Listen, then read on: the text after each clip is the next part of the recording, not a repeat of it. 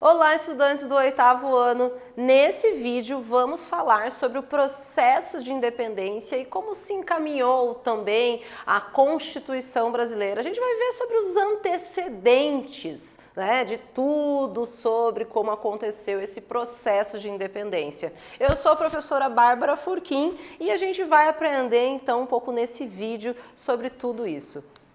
Bom, em 1820, Dom João VI ele vai voltar a Portugal. Isso porque lá em Portugal rolou a Revolução Liberal do Porto. Os portugueses exigiram que ele retornasse para Portugal. Ele já estava aqui no Brasil desde 1808 e não desejava, aliás, retornar. Por causa de uma pressão, por receio de perder todos os seus poderes monárquicos, como rei, ele vai retornar para lá.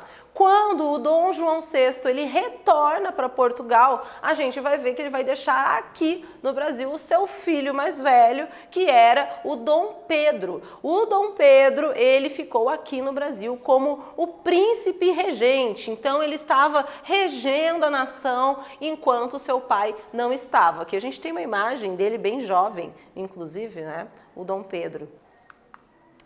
Os portugueses eles vão exigir o retorno imediato de Dom Pedro, isso mesmo. O Dom João VI voltou, mas eles não queriam só o Dom João. Eles falaram assim, ei, peraí, isso quer dizer que o Dom João VI vem, mas ele deixa o filho dele lá? Vai meio que continuar tudo como está. A gente quer o Dom Pedro aqui também em Portugal. E a gente vai ver que vai rolar uma tensão política entre portugueses e brasileiros. Porque os portugueses, não só lá de Portugal, mas os portugueses aqui do Brasil, eles querem que o Dom Pedro retorne para Portugal. Por outro lado, a elite brasileira, os caras que pertenciam à política, que eram os grandes representantes intelectuais, da economia, proprietários de terra, esses caras, eles queriam que o Dom Pedro ficasse aqui no Brasil.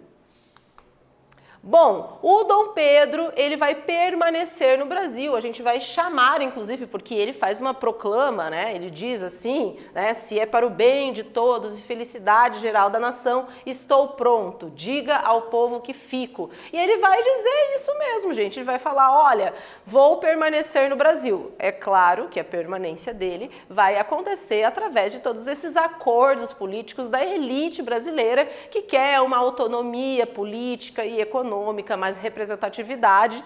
Se Portugal recebesse Dom Pedro lá, provavelmente poderia se voltar àquele pacto colonial que não deixava eles com tanta liberdade aqui no Brasil. No dia 2 de setembro de 1822, a gente vai ver que a princesa Leopoldina, que era casada com Dom Pedro, ela vai fazer o seguinte, ela vai convocar o Conselho de Estado e ela, junto com esse Conselho de Estado, importantes ministros, entre eles José Bonifácio, vão acabar decidindo pela separação do Brasil e de Portugal e ela, vamos dizer assim, ela vai decidir pela independência do Brasil. É essa mulher quem vai fazer isso, antes mesmo de Dom Pedro.